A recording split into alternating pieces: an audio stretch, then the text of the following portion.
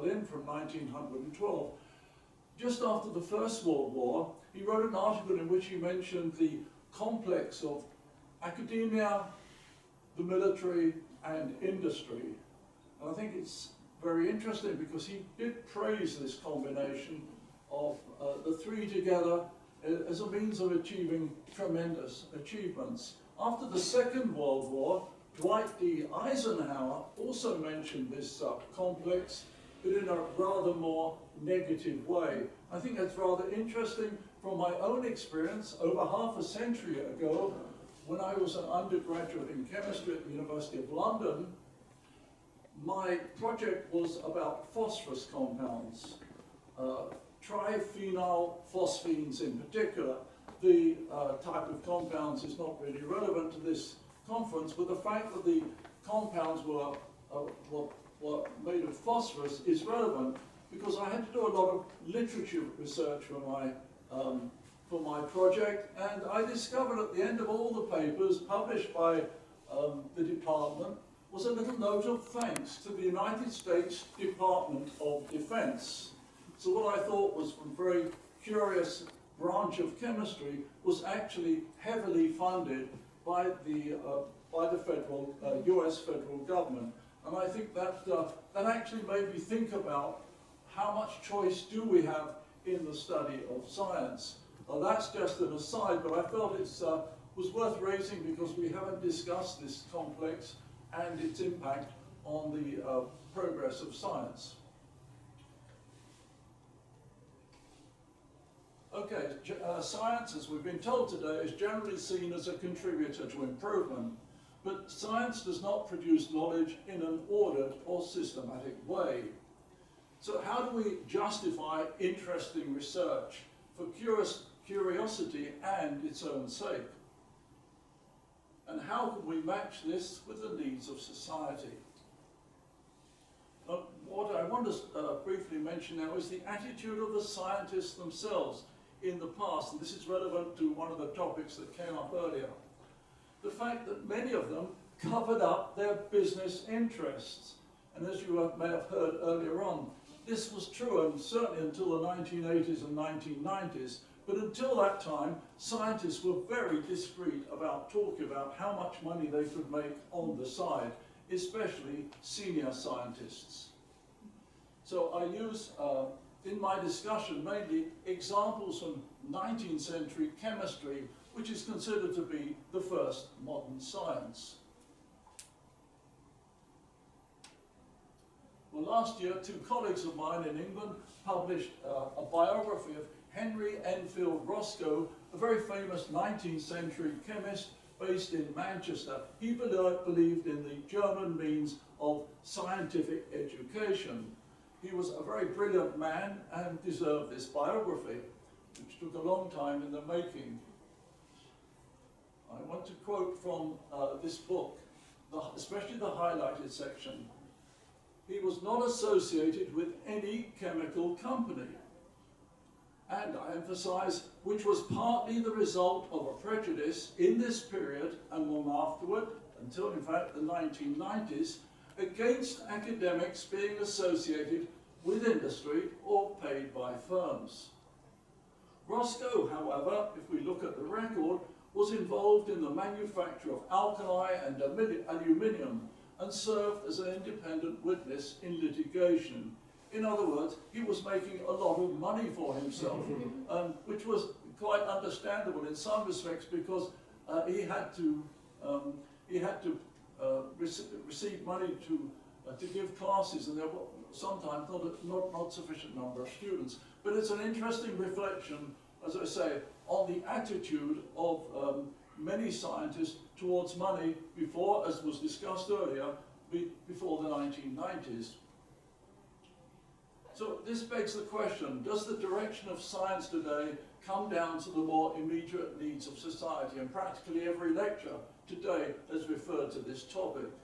At the same time, are scientists increasingly more aware of how their work can create income? Another topic raised today. So the role of chemistry. Science is a progenitor of invention and innovation in industry. But it can also be stimulated by and within industry, which is goal-oriented and is the source of funding. This is the laboratory of Justus Liebig in Gießen around the year 1840. Everybody here is doing basic research, analysing compounds. They may be plants, they may be minerals or whatever. And the gentleman in the top hat on the right is A. Wilhelm Hoffmann. Hoffmann and Liebig were partners in an unsuccessful conspiracy to corner the market on a material from which natural quinine could be derived. In fact, they had a lot of other business interests which they rarely mentioned. Hoffmann, however, warned his students in London and after 1865 in Berlin not to be seduced away from pure science by the slippery path to industry. In fact, these were words he used in 1862 when he was a juror at the London International Exhibition. Here's Hoffmann with a group of his students. Practically all of them took up jobs as teachers or administrative duties or in the colonies. One or two, however, started up in industry. Why did they start up in industry? Because there were no jobs in academia. And here's what he wrote in 1862, a few years after one of those students had started what is called the synthetic dye or aniline dye industry. Hoffmann wrote, though proud of her office as a guide of industry, science acknowledges without blushing that there are territories on which she cannot advance without leaning on the strong arm of her powerful companion. Her powerful companion is, of course, industry. And as a result of Hoffmann's involvement in this industry, it became the basis of all modern organic chemistry. So it emerged around 1860 with an aniline dye called mauve, invented by an 18-year-old student of Hoffmann. It was no doubt the first science-based industry. It involved the synthesis of aromatic organic compounds obtained from the waste of coal, that is coal tar. And it was a collaboration between industry and universities and technical institutes, especially in Germany. And it led to the development of modern organic chemistry and the pharmaceutical industry. Hoffmann was a good scientist. He didn't believe in secrecy, industrial secrecy. He wanted to expose the nature of all the discoveries that he made. So he exposed by publication the previously secret structures of chemicals of industrial interest, and this encouraged patent protection. Patent protection was very important, especially in Germany in the 19th century, and it's one of the main features of invention and innovation, but it wasn't treated with a great deal of care until the 1860s or 70s.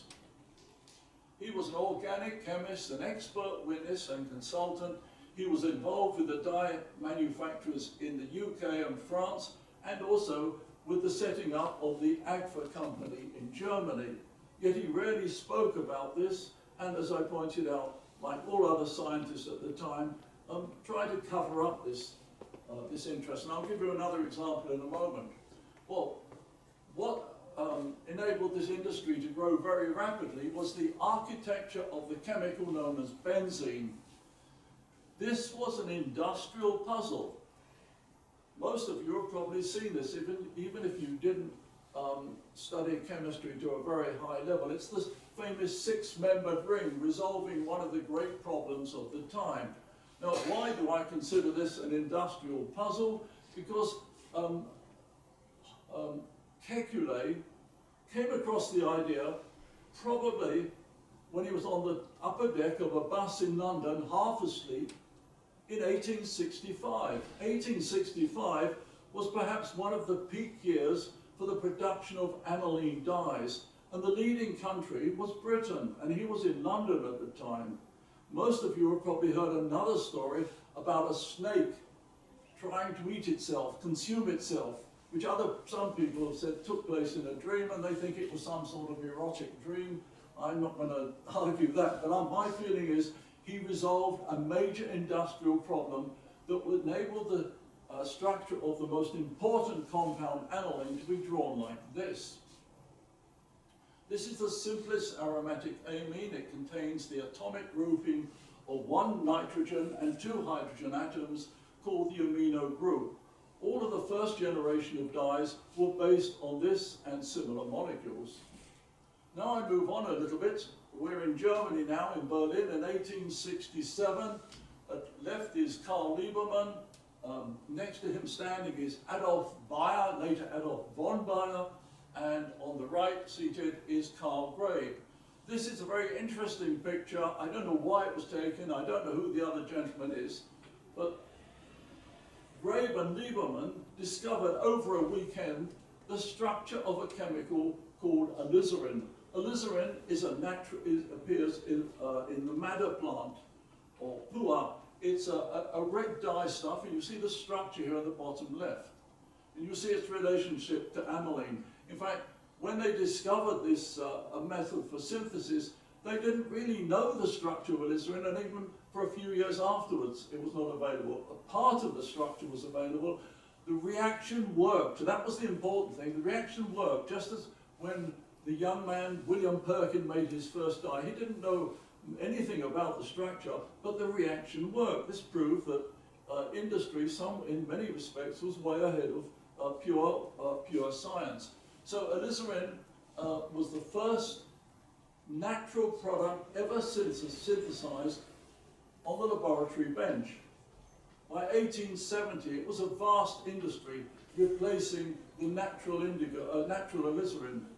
And on the right is a structure for indigo. It was Graeber, Liebermann, and Bayer, and 1 or 2 other chemists who came up with these final structures.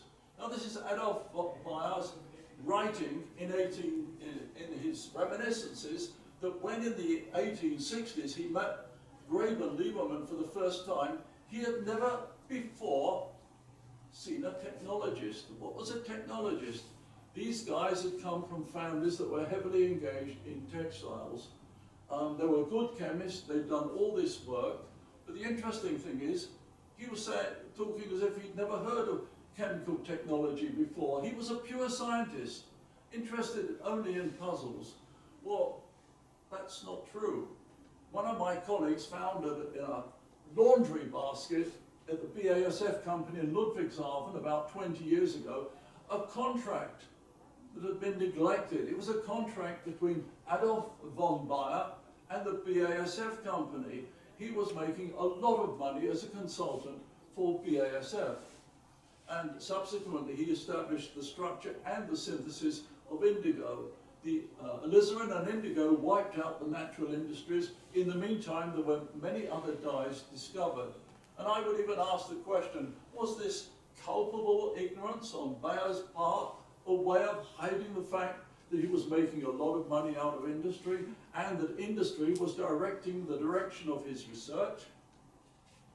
The man at BASF who collaborated with Bayer is Heinrich Cairo, seen here. He was a brilliant chemist, and in fact, Bayer's first letter that gave the structure of indigo was actually written to Cairo, not to a journal, not to his colleagues. And that's a further reflection of the work in which, the extent to which Bayer worked with industry. Then we go on very briefly. An Otto Wetter, working in England in 1875, came up with a theory of colour and constitution. And this enabled thousands and thousands of dyes to be created, rather like some of these samples. It involved a lot of screening, making synthetic compounds, and then testing them as suitable textile dyes. It wasn't just the colour, it was the fastness of the colour and its ability to adhere to various textile fabrics. And while we're talking of screening, this is Paul Ehrlich, working in his office. He used the analogues of synthetic dyes to basically initiate the modern pharmaceutical industry. he gave his results to the Hearst company, and they made a fortune out of a drug that treated syphilis. The interesting thing is, these analogues of synthetic dyes had to be screened, and I should point out at this moment, screening was a very important aspect of chemistry well into the mid-20th century. Some of you probably heard of Fritz Haber, who I mentioned earlier, doing work on the synthesis of ammonia. In order to industrialize this process, it was necessary to screen 20,000 chemicals as suitable catalysts. And I mentioned this business of screening in these three areas because I think if AI does contribute to chemistry in the future in a big way, it does enable the reduction in the amount of screening required of new compounds. This, incidentally, is Paul Ehrlich's side chain theory, a very important theory developed around 1910. And these diagrams are actually based on chemical molecules, the benzene ring in particular, with all its groupings that have functions. These are functional groups that were converted into parts of cells that undertook specific functions. Okay, now I've spoken a bit about chemistry. I was actually speaking to Ute yesterday about the role of science in modern biology. I was suggesting to Ute that maybe we need to teach each science treat each science in a different way. That maybe chemistry, being the first applied science and still mainly an applied science, should be treated differently to the other sciences. I mentioned in particular the biological sciences and the fact that they're driven by curiosity. And Ute corrected me on this and said, no, that's not so true now. There's just as much technology in biology as there is in other fields. In fact, my concepts were based on reading papers up till about 2015, where I do think perhaps I might have been at least partly correct, but Ute expects this. I think you may want to comment now, Ute, on No, this. I just referred to biotechnology. Oh, you're referring me to and biotechnology. This is really totally applied. Okay, fine. Okay, I take your point. Well, my feeling I got was that even until the present time, biology is driven more by curiosity than chemistry, for example, and it brings about unexpected discoveries and unanticipated applications, but it's still more about exploring than engineering and its application. So, I come to one of the final points. In the 19th century, there were very few academic posts. If you did get a post, you were very fortunate. Most people, if they did remain in the field of chemistry, they did so because they joined industrial firms or local authorities for water analysis and so on. And there were very few academic posts. And I think the same applies today. With all the cutbacks we're seeing, and with all the move towards application of science, we're seeing far fewer scientists entering or remaining in the academic world, and that's effectively forced on us by budget cuts and by budget cuts especially. One thing that didn't come up today is the high cost of instrumentation, which transformed the conduct of science in the 1960s and 70s. So the high cost of research, especially of instrumentation, and if anybody was in a chemistry laboratory in the 1970s, they would understand this, that the instrumentation was taking over a lot of chemistry. NMR, HPLC, MS, these are terms that chemists will understand. These instruments were incredibly expensive, and often it was only industry that could afford them. So the needs and demands of funding agencies has brought about changes in the culture of science, because these agencies can provide the funds whereby chemists and other scientists conduct science, but on, science dictated by the agencies, as we've heard today. So I'm hoping that in my very brief talk, I've overlapped some of the areas we've discussed today and emphasized the roles of, especially the roles of chemists in the 19th century, and in fact, right into the 20th century. Is my time up? Yes, you are okay. Okay, just for a few seconds. I would say I come back to Fritz Haber and some of the other chemists in the 20th century. I've studied the dye industry. I studied the synthetic dye industry in the 1990s. Now I've moved on to the ammonia industry, the synthesis of ammonia. I would like to point out that the 20,000 experiments that were conducted to find a suitable catalyst for combining hydrogen and nitrogen did not provide any information about the structure or the mechanism of catalysis. This campaign ended about 1920. The problem of what was happening or what is happening at the surface of a catalyst when nitrogen atoms are broken apart from the nitrogen molecule was only resolved around 1980 by Gerhard Ertl in Germany, and for this he received the Nobel Prize in Chemistry. But it remained a long drawn out problem, and it's another example of the way in which a lot of processes have been used in chemical industry during times when the mechanism or the structures were not understood, but the products were produced and saleable. So it's not necessary to know everything about the structure of a chemical, for example, or the work of a catalyst to build up a large major industry, and that's the aniline dye industry and the synthetic ammonia industries. I think are two outstanding examples of processes that were invented with a lot of science, but not sufficient science for the pure scientists to understand everything that was going on. Okay, thank you very much. Thank you very much.